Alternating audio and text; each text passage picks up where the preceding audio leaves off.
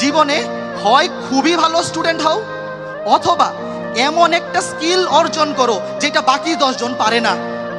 তো আমি তখন খেয়াল করে দেখলাম যে আমি স্কুলের টপারও না, আবার আমার এমন কোনো স্কিলও নাই যেটা কিনা বাকি 10 জন কেউ পারে না।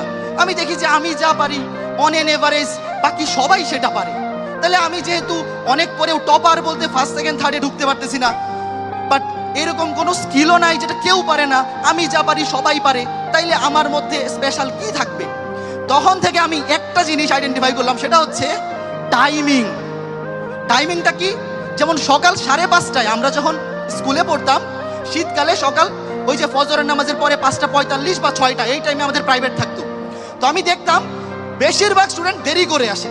6টায় প্রাইভেট আসে 6:30টায়, 6:20-এ, 6:25-এ, ইনফ্যাক্ট স্যারও আসতে আসতে হয়তো 10-15 মিনিট লেট হয়ে যায়।